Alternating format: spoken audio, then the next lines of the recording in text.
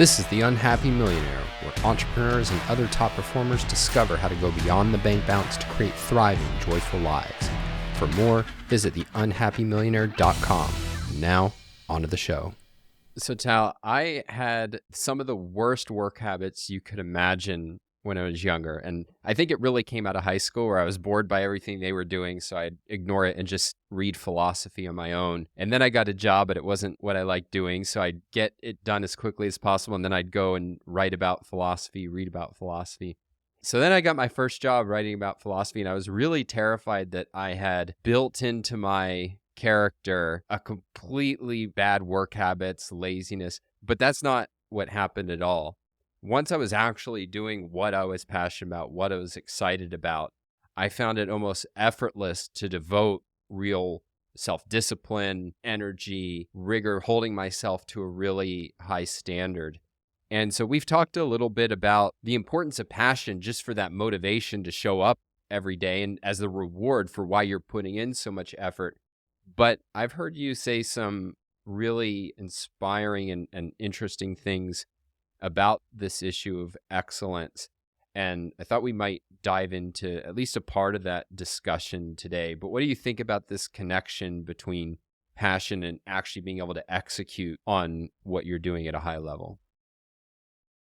It took me many years to figure out that those are two tightly connected and intertwined. And the sad story is that most people around you that have a bad relationship with work-life balance and all of that, right? As if work is against life, never discover it. They never discover that the majority of their life, the thing you do most of your waking hours, could actually be amazing, could be fun, could be something you wake up to expectation and excitement and with passion. I think it's like the foundation that allows you to even think about excellence.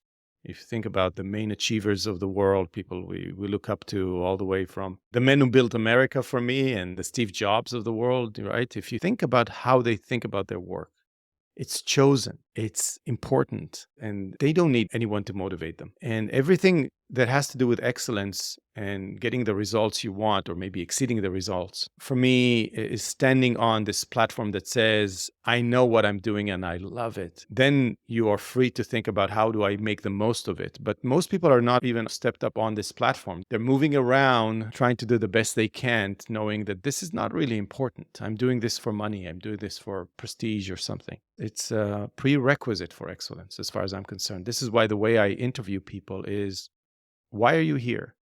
Why did you choose this? What do you know about what we're doing? And if they don't, go do something else, because I don't want to be in the same organization with someone who did not choose consciously that this is exactly what they want to do and they know why.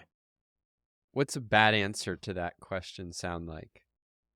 I was working in that company and then I did that and then I did that. And the way people move around is that jobs that are just with a senior title to it every time, but they don't care what the company is doing. They don't care what the company is for. They're not really connected to the domain. Say they moved from that to that to that. They can have passion for, I don't know, product management. Great. But what product? Building a chair is not like building a nuclear reactor. So there's this domain passion and attraction that I want to see that is deeper than just the doing.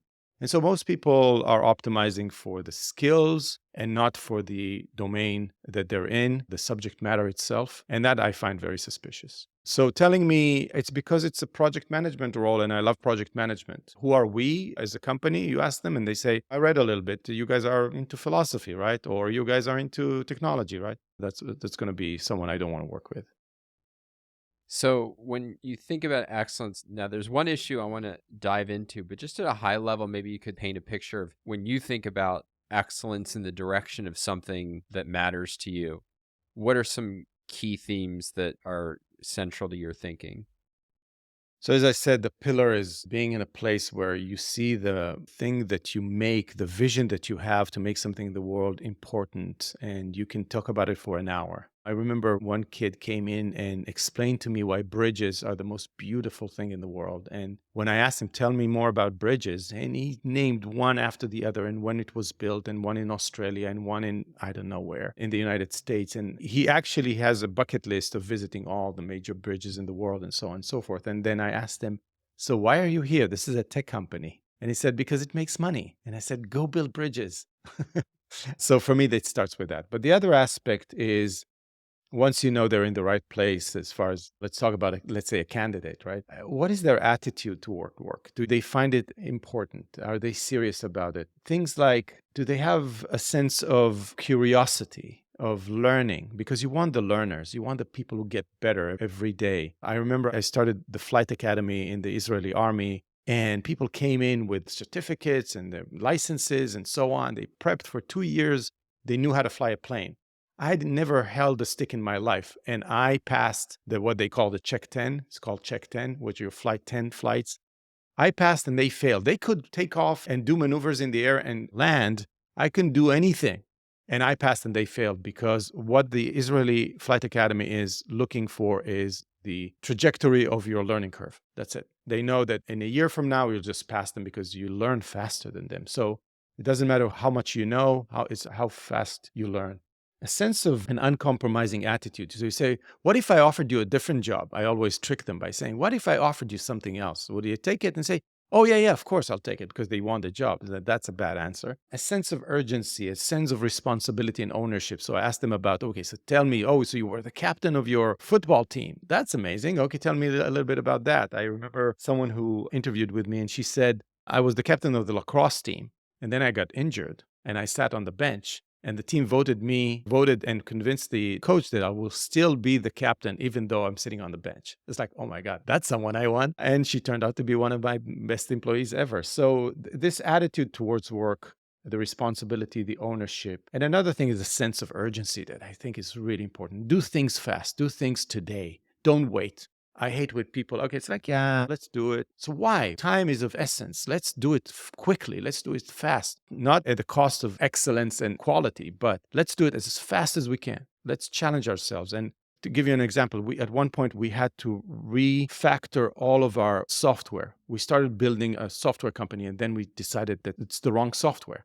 It's the wrong base. We had to refactor everything. We said, okay, it's going to take us about a month. And then the CEO said, what if we didn't go to sleep for a week? Can we do it in a week? We did sleep a little bit, but every night when we stopped working, we just started a hackathon. And we had a lot of Polish people with us. So they brought some beer and vodka and Red Bull, and we stayed all night. It was not healthy, but we finished it in a week, the whole refactoring in a week. That's something that would take you at least a month or two. So this is the energy you want to be around, the builders you want to be around. One point that you raised that I want to go into more depth about, because this one I agree with 100%. And yet I think if you asked 1,000 people, list the components of excellence, almost nobody would have this on this list, and potentially nobody. And that is objectivity. Now, here's how I think about it. In any endeavor, there's one thing that you definitely don't want on the other side. There's one thing that you don't want to make your enemy above all, and that's reality. And that sounds funny. She will always win, right? That's the thing about reality. She will always win. It reminds me, there's this comedian, Mitch Hedberg, who has this joke about playing tennis against a wall. The wall's relentless. You're not going to beat the wall. But people do this all the time. You can take the extreme example of Bernie Madoff. Yeah, he's able to manipulate people for a long time, but what he can't do is change the fact that he's conning. He's not actually getting the results he says, and ultimately he's going to fail. And then you think about companies that succeed, and one of the striking things is how unusual it is the way that they'll face reality. One of the most famous stories is the story of Intel. Most people don't remember that Intel used to be a memory chip company way back when. The Japanese came in and were now undercutting them on price, and they'd built their whole organization around a memory chip company. And then Robert Noyce and I forget the other co-founder. Do you Andy remember Grove? offhand? Yeah, Andy Grove are sitting there, and they're having a conversation about what do we do. And they start speculating on, well, what would the next CEO do once we're fired and kicked out of the company? They said, get out of memory chips and just go all in on microprocessors, which was a small part of their business at the time. And they made that decision despite people in the company going, what? That's not who we are. That's not what we're about. But they felt like we will lose if we don't face up to the hard fact that this business is not going to be a success for us. And so there's so much that goes into having reality on your side. And I thought we could delve in. When you think of objectivity, why did that make your list? So objectivity for me is I said that the way I think about the whole attitude and passion for work as a pillar you stand on. For me, that pillar stands on another pillar, but that pillar is a pillar for life. And objectivity for me is a pillar for life. And you're right. In the context of work, it is especially important because things are so constrained and so complex. For me, what it means is it's the easiest thing that the error that we don't see and that can creep into in the way we think about is rationalism. It's start taking something from reality and then building an assumption from it, and then an assumption over an assumption. And then before you know it, you have a castle in the air of what the product you should be building and why everybody would buy it. And then you build it and nobody buys it. And it's like, where did I go wrong? And if you search where you went wrong, is you made one assumption that detached you from reality. So, how do you fight against rationalism? How do you fight against building castles in the air? I have a friend who said that I always assume that 50% of what I know is wrong and I don't know which part it is, right? Or where the 50% is hiding. So the way to fight that is to always ground yourself in reality by asking questions of, do I know exactly the reality and can I prove my assumptions? So write down all your premises. I want to build a product. I want to build a university because I think that da da da da da is important and so on and so forth. Okay. For that to be true, what are the things that need to happen to have there's enough people who are interested in that study to come to my university. There's enough. I can reach those people. I will know how to build a marketing campaign in order to attract them. They have the money to pay. And that's a big one. Do they have the money to pay? So I try to keep all my assumptions conscious. And when I make another leap to another conclusion, I try to understand if there's another assumption creeping into it. And I try to stay as close to reality as possible. That means talking to as many customers, to the employees all the time, to stakeholders, and understand, am I making the right assumptions here? Is that true? Do I know that this is true? And if things are contradicting each other, I'm making that assumption, but I see something that contradicts it, I go deep into that contradiction and try to understand if I'm thinking about it wrong, does it integrate at the bottom of it, or am I starting to build a castle in the air? Objectivity is what will guarantee that you're going to be doing things that actually work in reality. If you know the term product market fit, that's one of the hardest things to figure out.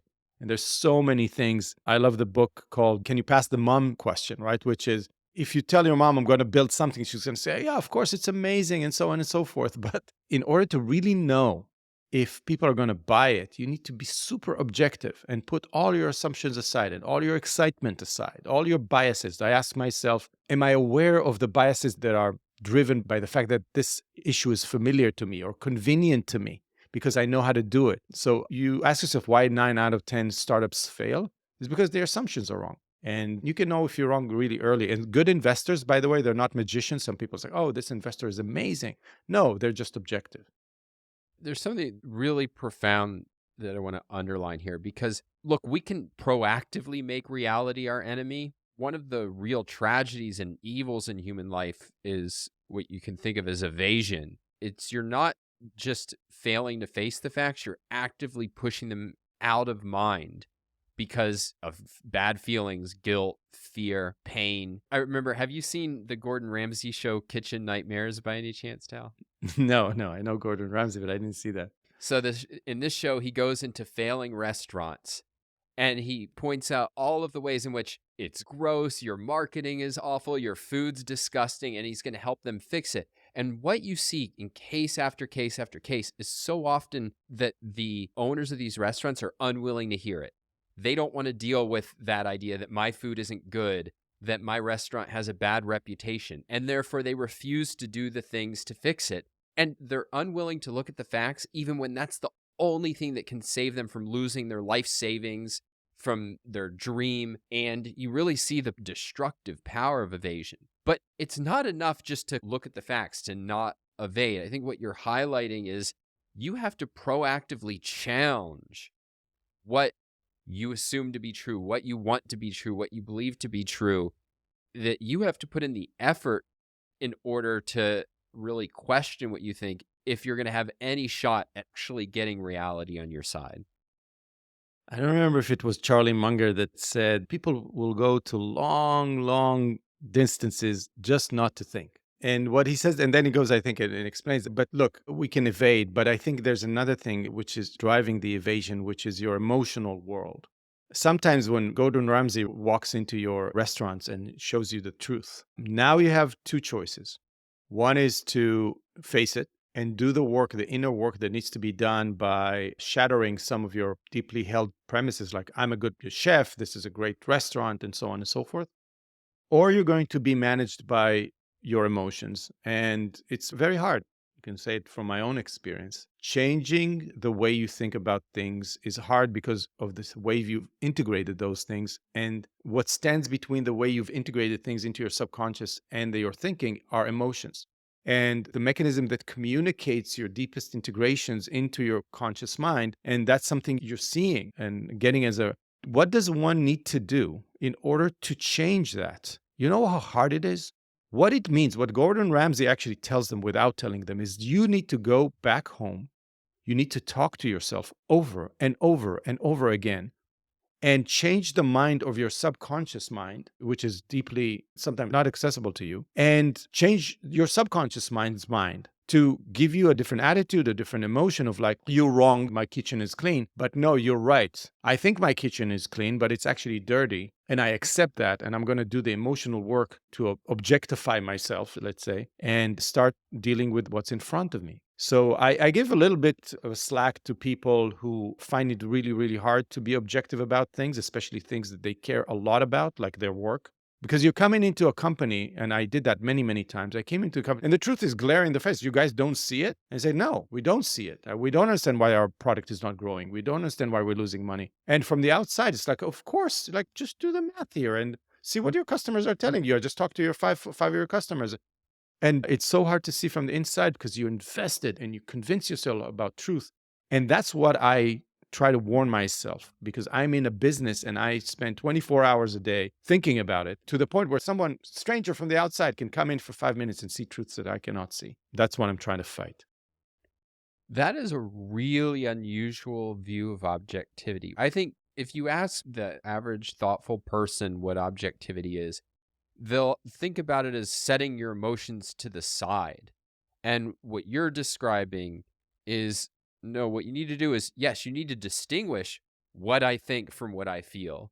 But what you're trying to do is harmonize them. You're trying to align them. You're trying to get my feelings and facts to fit. And sometimes there's hidden wisdom in what you're feeling. And sometimes what you're feeling is way off base and you need to reorient towards the facts, but that you're driving towards a harmony of them. That's what objectivity is about. I think that's a really unusual view.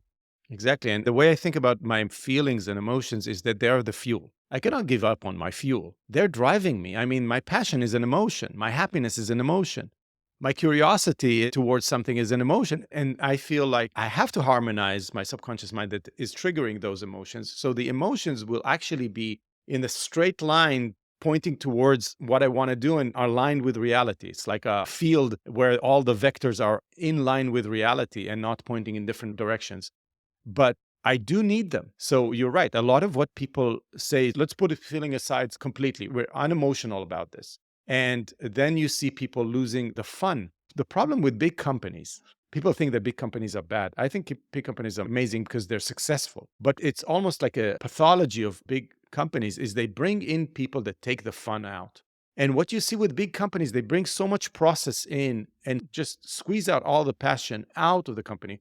So the founders always leave, and all the people that came in to build something amazing leave. And then it takes, I don't know, a decade or two, and then they crash.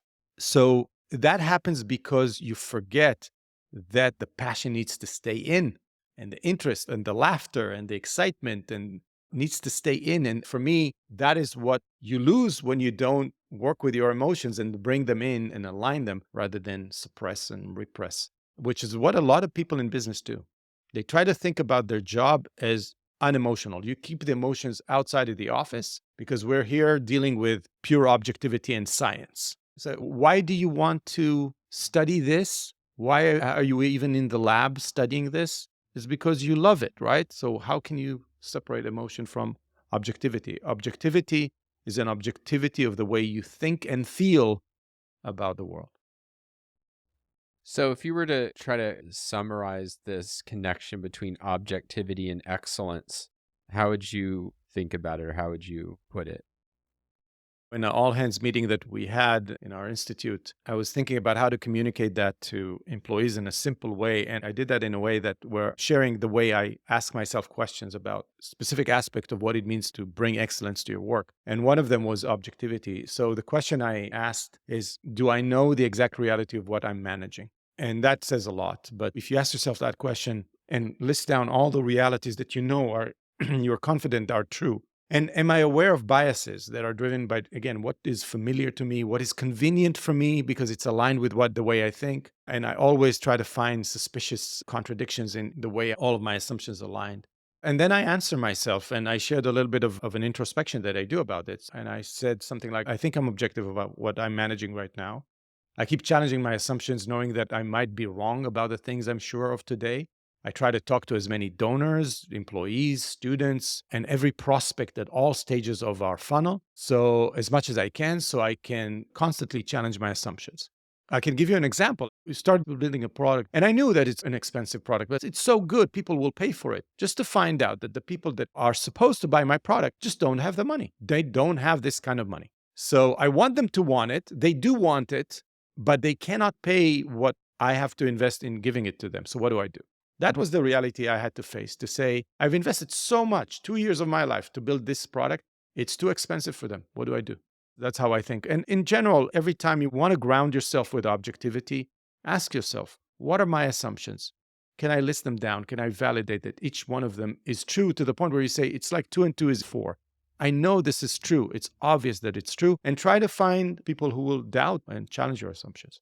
There's a whole unit, by the way, in the Israeli army, which I love. And the only purpose of that unit is to counter all the assumptions that are being made while building plans. So they read the plans, they say, what assumptions do you have here? And let's say the enemy actually is not like that, and they don't have this, and they have different premises. And then they come up with different scenarios, and then the plan gets better. I work in marketing, and everybody has an opinion about marketing. And one of the things that I've tried to do, but you've really pushed me and the team to be more data-driven. And I remember that we were debating some video that we were producing, our team was, and I took a very strong stance that, no, you can't do a video this way. It has to be done this way, such and such. And then somebody in the team said, well, let's just look at the data of how the videos have performed. And I was completely wrong. But it was because we looked at the data and said, no, we're going to put the facts above Don's opinion or anybody else's opinion and see what is actually performing, that we got to a much more effective place. And I think people often try to build their self-esteem and their self-image around I'm right. And by I'm right, my current beliefs are right. My current direction is right. My current product is right. And what objectivity says is, no, you want to build your self-image around I'm a person who's interested in what's true. And if that means what I thought was true turns out not to be true, that's fine. But I want to know what's really actually true. And that if you get there, then you're on the path to excellence. Right. And there's so many superficial truth about, no, I'm going to stand my ground and I'm going to argue my. People actually appreciate you more if they see that it's obvious you're wrong and how fast you change your mind. So as a VP in a company that was multi-billion-dollar, I was arguing with a finance person about the proposal we were about to give. And I was adamant. It was like, you are wrong. This is how the customer will buy it. This is how they will pay. And the finance, it was a junior guy who said, no, it's not going to work because in 3-4 years, they'll find out that this is what's going on and so on and so forth. And so there was a team meeting and we're diving into an Excel and we're looking at the formulas and the projections. And as he explains it, I was like, wow, he's right. My whole thesis here is wrong. And I remember his name was David. I said, David, you're right. I'm wrong. Let's go with your, and everybody around is like, what? The VP just said after we worked for a month to put that proposal together that this analyst level who just does Excel proved the VP wrong, and said, yeah, I'm wrong. Look, he just proved it. And then you see everybody deep down inside, we're all objective in the sense that we know that there's a wall there. And if you strike the ball, it'll come back in a specific way. And when you see it, you appreciate the people that actually align with reality more. So this is how you build your self-esteem and the reputation of someone who's like always interested in truth and not in their feelings or their biased feelings. I'm Don Watkins. He's Tal Safani, and this has been The Unhappy Millionaire. Ready to take the next step in your journey? Visit theunhappymillionaire.com where you can find powerful resources for building a life that you love and details on how you can work with Tal and me.